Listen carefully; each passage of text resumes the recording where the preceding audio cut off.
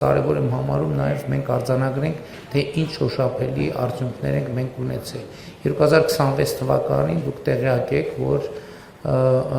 արդեն սկսեց աշխատել առողջության համընդհանուր ապահովագրության համակարգը, բայց պիտի նաև արձանագրեմ, որ դա առանձին վերցրած իրադարձություն չէ, որ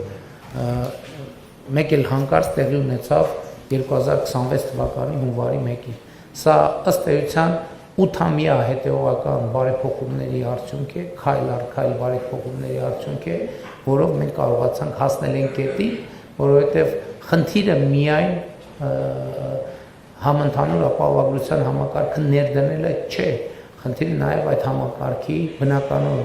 աշխատանքը ապահովելն է, ու քանի որ նաև ընտրությունների քարոզարշավի ընթացքում կային շահարկումներ, թե ընտրություններից հետո առողջության ապահովագրության համակարգը չեղարկվելու է, եւ կառավարությունը դա արել է նախընտրական նպատակներով, ուզում եմ հստակ արձանագրեմ, որ առողջության ապահովագրության համակարգը ոչ միայն չի չեղարկվելու, այլև առաջիկա տարիներին ընդլայնվելու է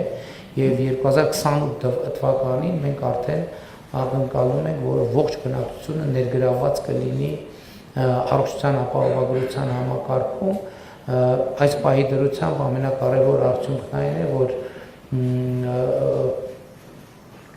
մինչև 18 տարեկան երեխաներ եւ 65+ տարեկի թոշակառուները օգտվում են պետական բյուջեի միջոցներով առողջության ապահովագրության համակարգից եւ սա նույնպես շատ կարեւոր ձեռքբերում է։ Հավանիր տեսանյութը եւ բաժանորդագրվիր նորությունները բաց չթողնելու համար։